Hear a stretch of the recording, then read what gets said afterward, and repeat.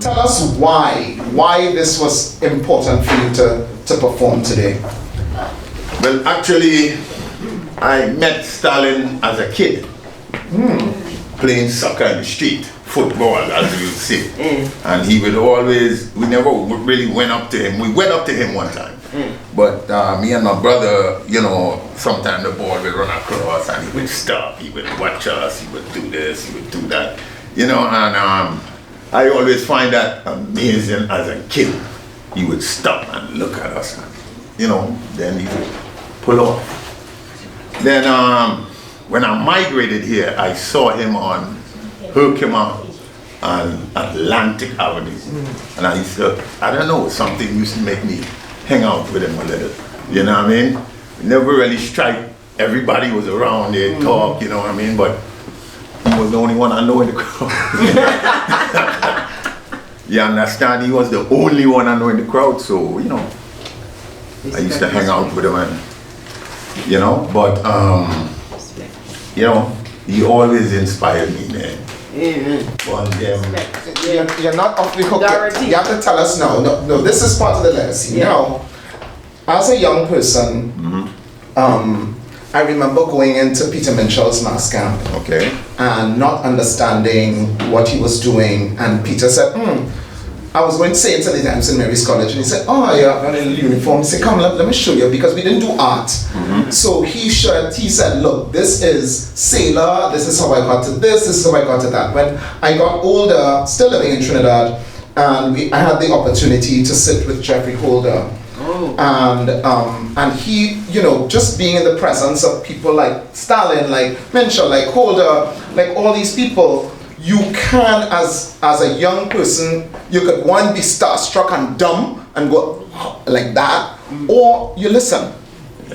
And I think that what about what he said to you made you come up here and do this? And you're a Calypsonian, aren't you? A Calypsonian.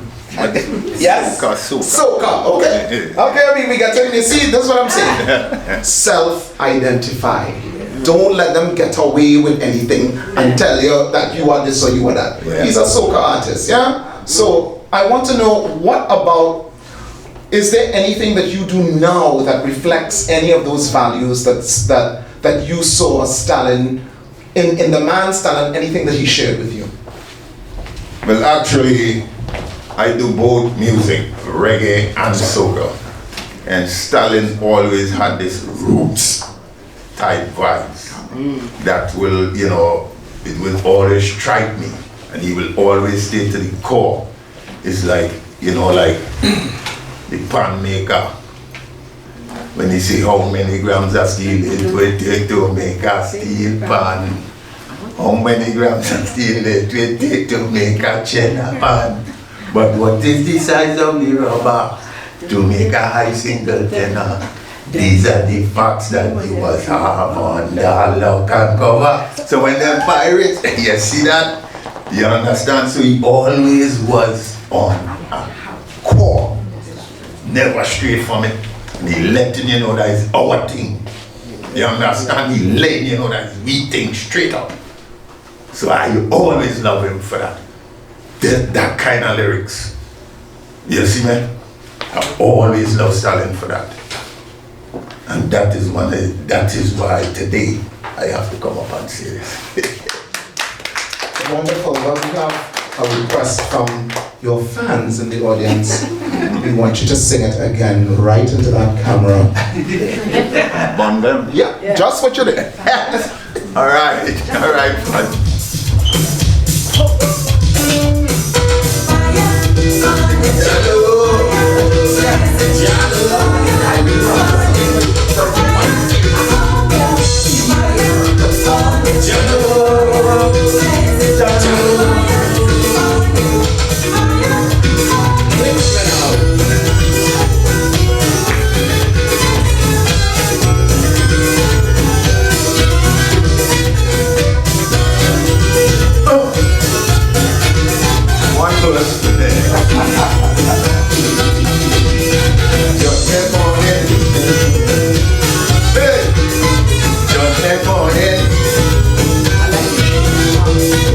Just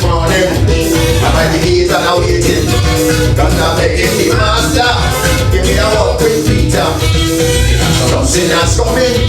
We them high what we dealing. Because the things that they do me, I want to fix them personally. Beat away, that's a beat away. Beat a look sexy road by me. Bunny, bunny. Beat a look Englishman. We sexy roads in Africa land. Bunny, bunny. Beat a take rally. Money Victoria for me. Bunchy, bunchy. Beat a just don't care what you say, but mostly can't get away. Why? This is my time for money, and money, and money, and money, and money. Beat a keep the fire blazing. This is my time for money, and money, and money, and money, and money. Beat a keep the fire blazing. Yeah. Wonderful, thank you very much. You guys are quite welcome. I feel blessed to be here. Yeah. Thank you. That is what we're talking about, legacy. That is legacy. That you could sit and repeat those words even in your sleep. Rhonda was whining and she That is my, by the way, that is my favorite Stalin ever. Ever. Anything that he ever wrote, that's my favorite. In mine still? Yeah, obviously. Yeah, so it's important that we need to keep talking about legacy. We need to keep throwing that word around. Keep talking about process. So I have something for you. Oh Lord, I'm coming after this. Oh God, you have to follow me. Right now, you have to follow me. So, oh God, I could date myself. Okay, many years ago, I was a young man, young. When I say young, teenager young. And I was going to St. Mary's College, and we were performing. We got this invitation to come to London and Vienna in Austria to perform at a competition. And so, 26 of us, 26 of us, convent girls, St. Mary's College boys, jump on a plane, and because for a lot of us, first time we traveling out of the Caribbean, so it's real excitement. And leading up to that, we had to learn to dance, because of course we were the only Caribbean group from Trinidad and Tobago. It was Iceland, Norway, no, I lie, we weren't the only Caribbean, it was Cuba. Cuba was the only other one, and it was Iceland, Norway, Canada, the United States, you know, all the countries that you expect to be in an international music festival.